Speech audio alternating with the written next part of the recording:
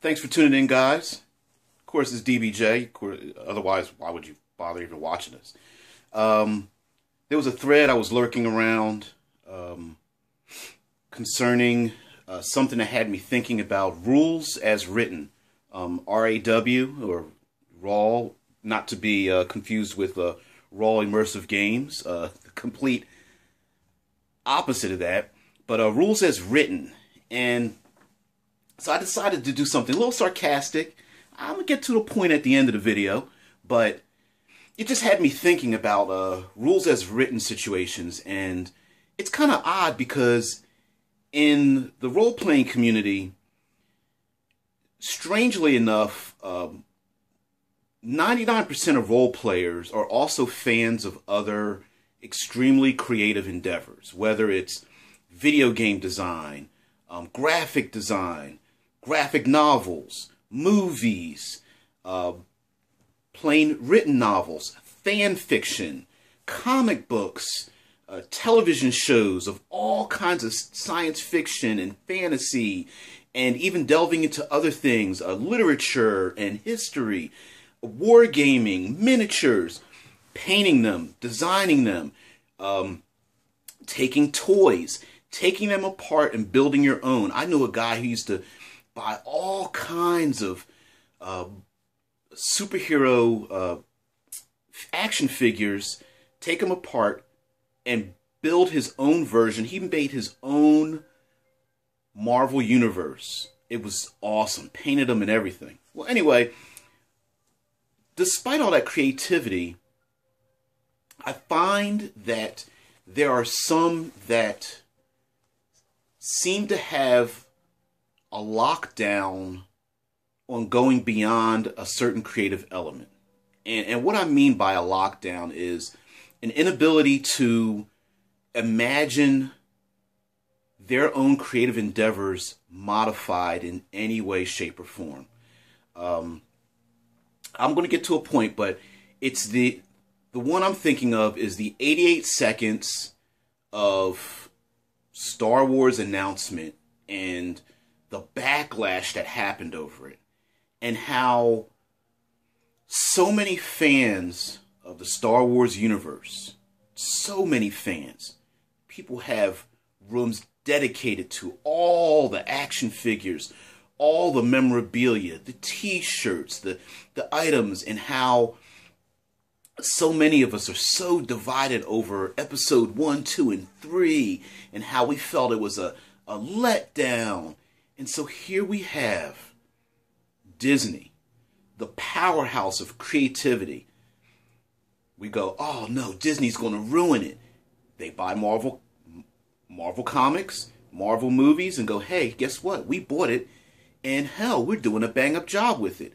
We were enemies with Pixar. Guess what we did? We bought Pixar and decided to turn it into yet another money-making thing. And some people will say, well, it's just a money juggernaut. It's a cash grab. Hell yes, it's a cash grab. But, and I say that sarcastically, but Disney has proven time and time again that they are not about eliminating the core essential values of whatever property they've purchased. They're saying, hey, you give us the money, we will let you keep creating what you're doing because you have not lost the core essential value of your creative endeavor.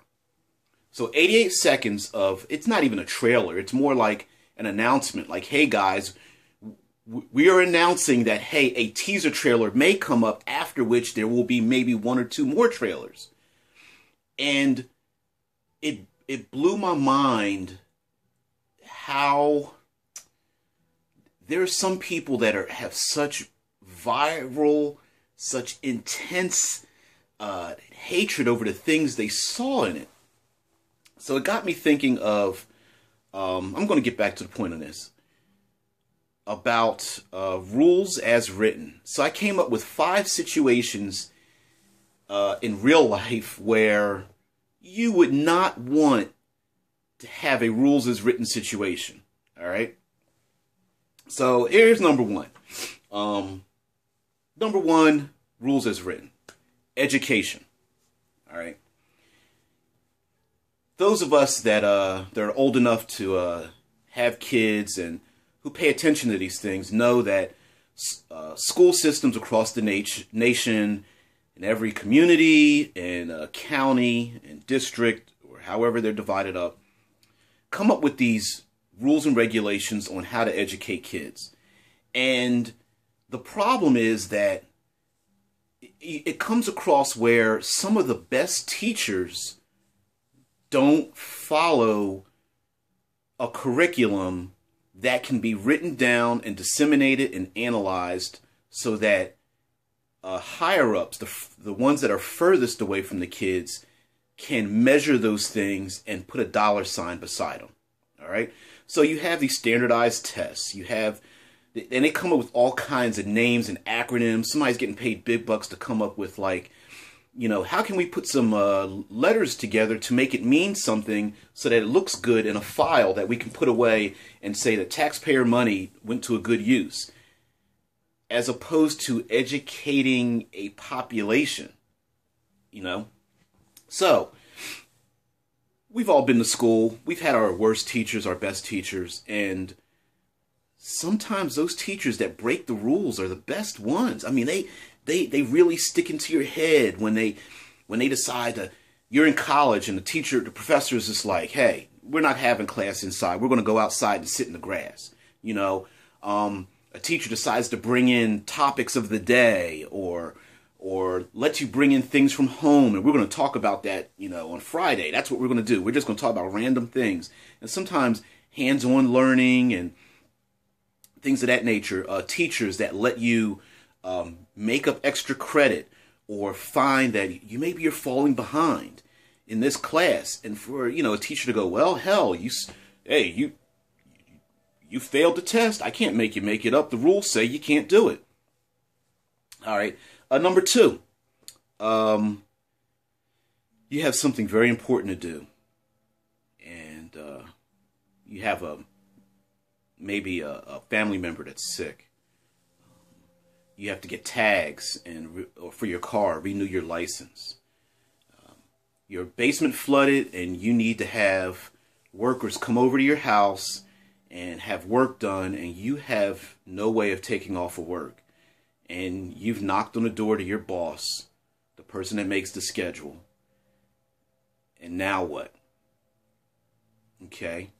Boss says to you, sorry, dude, I can't let you have off. Rules as written. You don't have any leave left. I can't work with you. Yeah, I know you're one of my best workers. You're always there for me. But if I make an exception for you, what about everybody else? All right. Number 3, speed limits. All right. Those of us in the upper Midwest, pounded with snow and cold, speed limit says 55 or 35.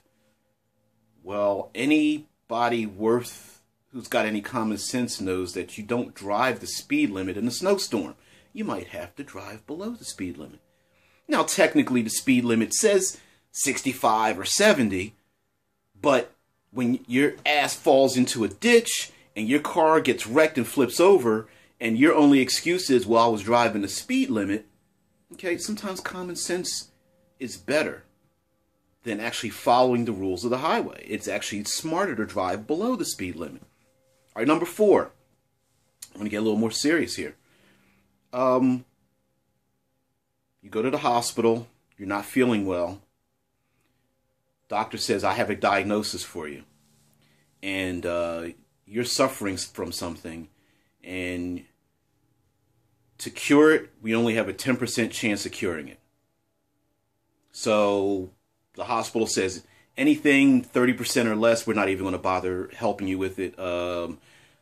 Sorry, here's some pain meds. I'll see you later. Next, rules as written. Okay. Those of us that are in situations where you have a slim chance of survival or a slim chance of something happening, when it comes upon you, you're going to snatch on to that. Hey, if it means St. John's wort has a 5% chance of helping me with my depression or something, maybe I'll take some St. John's wort. You know, and I'm just using that as a mild example. There are many of us who have far serious things going on in our lives. And for, I mean, if you think about it, HMOs and health insurance, actually many insurance companies, they use percentages. And they go, well, their rules as written would say, well, listen, you broke your leg in 4 places. The act of getting your leg back in the place, well, we only got a 25% chance of you getting use of your leg. We're just going to cut it off for you. That's the rule. I mean, you know, you're trying to bargain with us, but we're not trying to hear it. We got rules and regulations here. We got somebody else behind you. They got to roll their dice.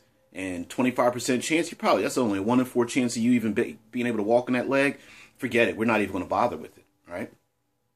So now my 5th one here is kind of a strange one, and it's a legal one. Okay? The law has an enormous amount of rules, and they are written down. And you would think after centuries of these laws being in our books that we would have the law figured out. Hey, guy commits a crime, we know here's the punishment, the law would move easy. But even the law isn't that way.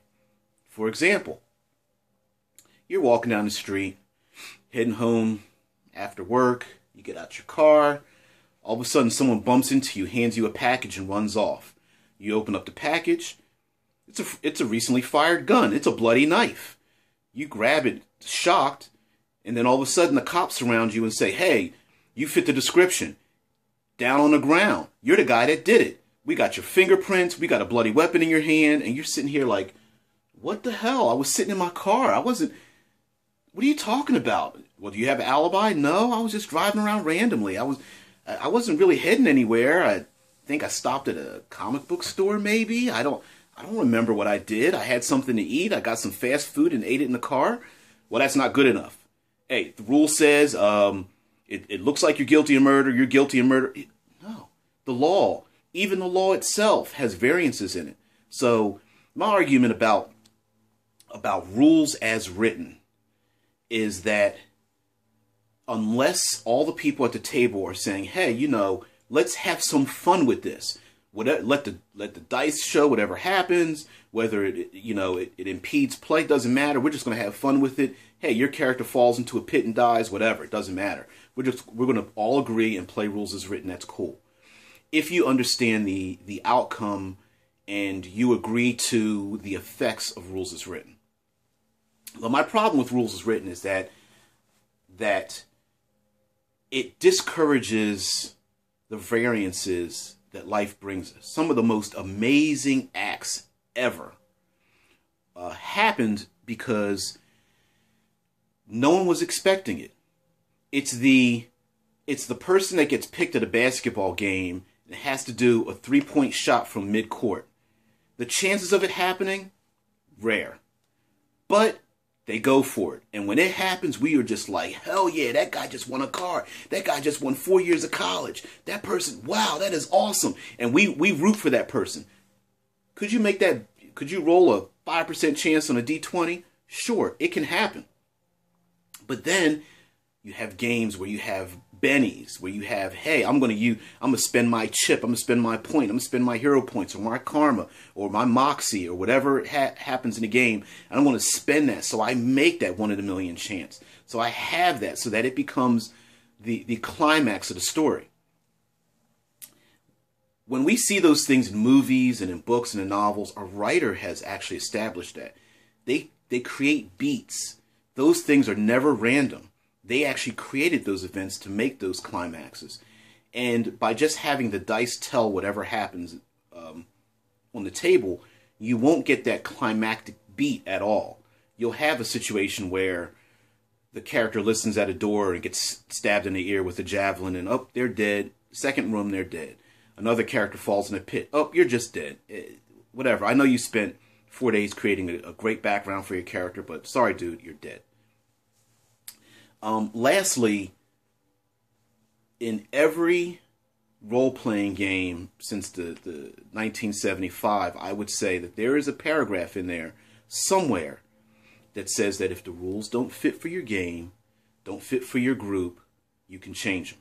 Now, yes, everyone can agree, as long as everyone agrees, that we're going to use rules as written anyway. But even within those rules, there's they create space for interpretation. And it is not wrong to have those interpretations. Of course, the players should sit down with their game master, DM, come up with your house rules or whatever, and decide this is how we're going to adjudicate these situations. As far as adjudicating a situation, sometimes players will use the rules as written as a defense mechanism against the DM. Because when role-playing first started, you know, back in Redbox and AD&D, a lot of the things in the game became very adversarial. It was like the dungeon master against the players. That DM is trying to kill my character. The players are ganging up on the DM and all that. And it became very adversarial. And some of the elements in those games could be interpreted as being adversarial. You want to eliminate all that. It's like, if I'm running a game, it's not me against you. I'm a fan of the players. But I want to create a conflict and a challenge for the players to have in a game. So coming up with ways to adjudicate things is the DM's responsibility. So therefore, if you're a player, it is your responsibility. It is you're giving up the right to adjudicate things to the dungeon master. And when you take that away from the dungeon master, it means you don't trust in their game. You don't trust in their world. You don't trust in their vision. And by not trusting the game master, it's a slap in the face. It would be like a game master saying, hey, I don't even want you playing at my table. It's a player saying, hey, you as a DM, strangely enough, I want to be in your setting, but I don't want you running it. Trust your DM. When you start flipping up books and telling the DM that they're wrong, that this isn't how it's done, especially in a confrontational, disrespectful way, without pulling them aside, maybe they have read a rule in a different way, especially if you think that they're working against your character more and more and more. Pull that person aside and talk about it. Could be some other personal issues going on. But essentially, the dungeon master, the game master, flame tender, storyteller, whoever's running that game, you have given them the right to adjudicate. You've given them the right to say, oh, I see your point, but no, this is how it's working in my setting. This is how it works in my game. And I've made the decision. Let's move on. All right. Lastly, the biggest house rule, breaking the rules as written ever. We're going to start at level 10. We're going to start at level 20. We're going to start at level 4. I don't believe I've ever seen a game system that specifically, as far as Dungeons and Dragons goes, and all its variations. And I'm sure there's going to be some, Castles and Crusades or Dungeon Crawl Classics or one of these other smaller or more indie group things where it says that players are allowed to start at higher than level 1. So guess what? Your characters get the 8th level, your character dies, you make up another PC. If your game master says rules is written, you got to be first level now. You just backed yourself into a corner. Technically, playing at a higher level is a house rule. It is a rule that is broken, and all the players agree, hey, I got this great idea. It's going to be in the world of King Arthur, and we're all going to start at 5th level. And all the things in King Arthur's court are going to be real. We're going to start at 5th level. I created a setting. I just broke a rule. My house rule is we start at 5th level. Everybody make a 5th level character. Grab some dice and let's go. It's a house rule, dude. House rules. Please. I understand how there are many game masters out there that fly by the seat of their pants.